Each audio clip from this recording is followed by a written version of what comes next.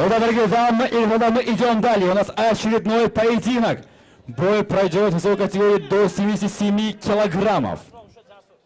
Представляем бойца в синем углу. Ему 22 года. Он из Узбекистана. Город Андижан. Это его профдебют. Тренеры Азизбек Миркамилов и Джасур Жираев. Спортклуб Миркамилов Тим. Кандидат в мастера спорта Узбекистана по греко-римской борьбе. Участник турниров EFC Contenders. Встречайте, Изатилло Кадиров! И его соперник в красном углу октагона. Ему 22 года. Представляет Кыргызстан, Ошскую область, Араван. Это его профдебют. Тренер Асылбек Ташфолотов. Спортклуб Fighter KG. Мастер спорта Кыргызстана по боксу. Встречайте, Сыймыкбек Вандам Нурматов!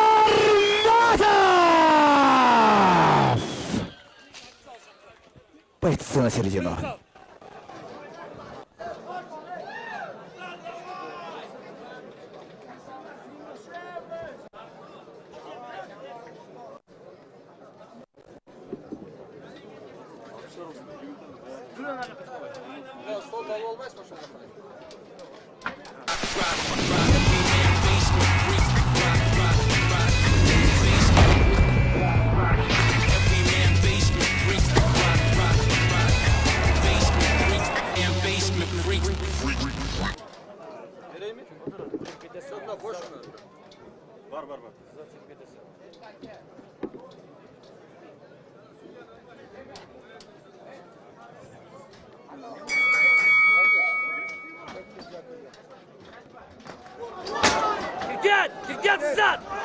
Kirken!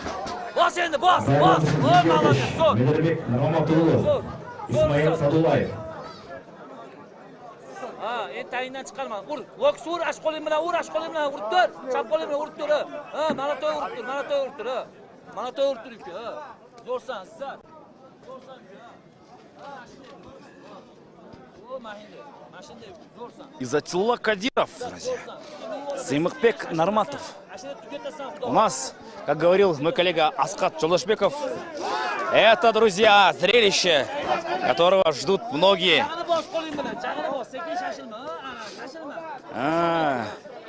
Ну вот, например, вот предыдущий бой.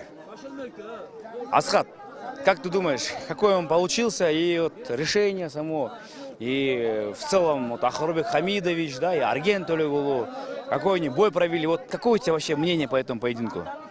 Мен ойымша, өте тура чечим деп ойлойм, себеби Ахурбек бул өзү бир эмес 3 жолу биз айтканча жүлүнгө сокку узатып алды. Мен бул жерде балким эгер дагы 1-2 жолу балким ал жерде беттеш токтотулбаганда балким Арген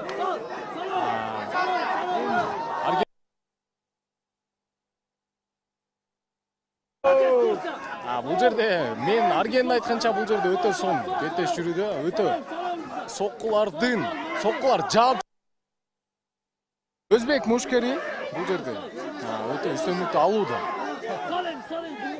Да, друзья, что сейчас творилось просто. Настоящее сумасшествие со стороны бойца из Узбекистана. Да. Это было красиво, то, что сейчас было. Но самое главное, мы увидели то, что можно будет... Надо потом в хайлайты пускать. Надо будет это снять. Я надеюсь, кто-то снял это. Хотя нет, мы же находимся сейчас в прямом эфире. Так что это снимают. Итак, выходит на боковой контроль. Нет. Переворачивается. Максимально уверенно.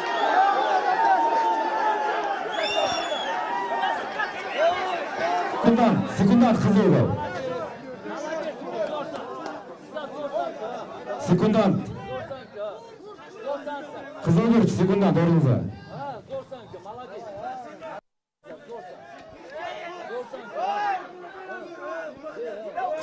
Вот снова работа сейчас за спиной, да. Действительно интересный поединок показывают бойцы. Но опять-таки в партере. Сыймыкбек по прозвищу Вандам. Сейчас здесь И вот сейчас пытается перевернуться, такой ролл сделать. Но до этого дела не доходит. Контролирует хорошо прям. Боец Узбекистана. Особо шансов не дает. Сейчас нашему бойцу.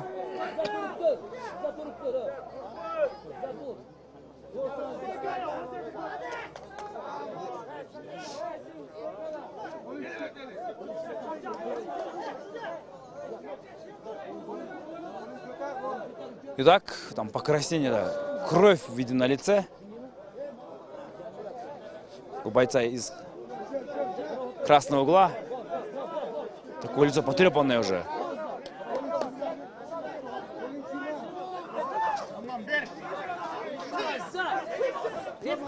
Ой-ой-ой. Проход в одну ногу. Удачно получается и пытается выйти за спину. Симыкбек Норматов выходит за спину. Молодцом.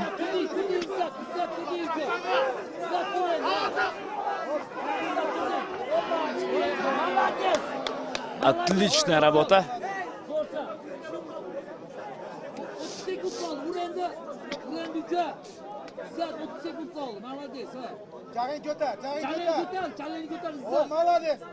И вот так сейчас потихоньку пытается выйти на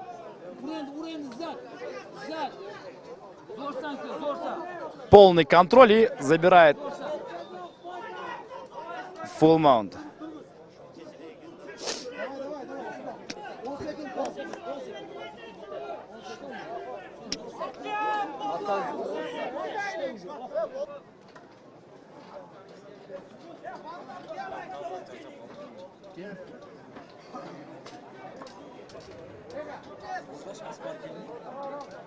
Второй раунд.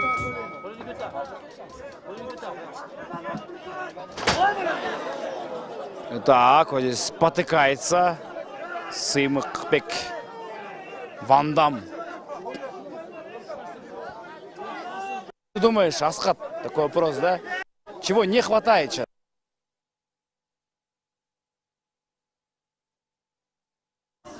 Мен оюмча биринчи раундто бул өзбек мушкари Кадиров Изатилла алды деп ойлойм. Себеби бул жерде өтө үстөмдүктү алды.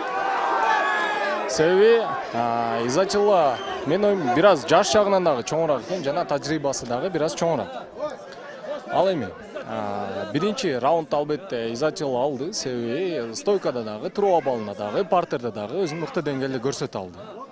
Экинчиден мен оюмча биздин мушкерибиз Норматов Симыкбекке бир аз физикалык жактан жетишпей атат деп ойлойм. Себеби мен оюмча Изатилла бардык жактан бир аз күчтүүрөөк болот. Техникасы болсун, техникасы мен оюмча бирдей.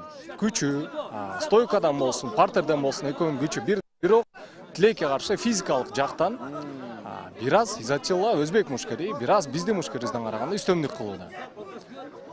Эгер балким Симыкбекте дагы бир аз физика болсо, мен оюмча албетте үстөмдүк кыла алмак. Ну как бодибилдер выглядит, конечно, да, вот Изатилла Кадиров. Действительно, физически очень так сложен. Наш парень такое простого телосложения. Отдает контроль. Действительно, очень сильные бойцы приехали из Узбекистана. Один только бой выиграли. А в остальном все бои проиграли. Не только там матчевые встречи, все бои.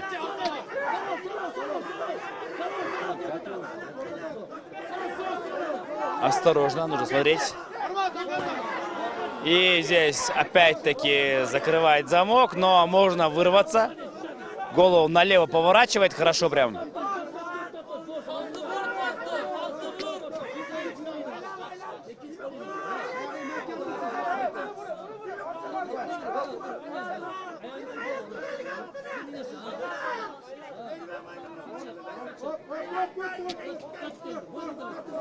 Закрывает замок вот здесь. Ой-ой-ой. Нет, не успевает все-таки. Вырвать захват снова. Все, сдача. Бой окончен. Бой окончен.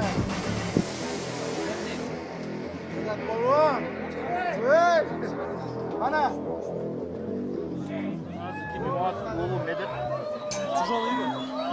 Эй, Hazır mı? Ава. Открытый. Алдында бар. Алдында бар.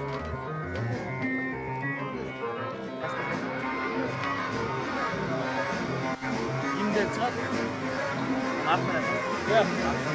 Güvenli.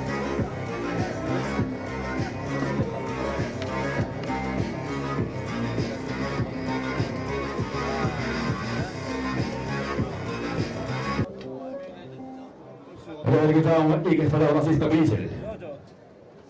В этом бою победу удушающим приемом во втором раунде одержал Изотило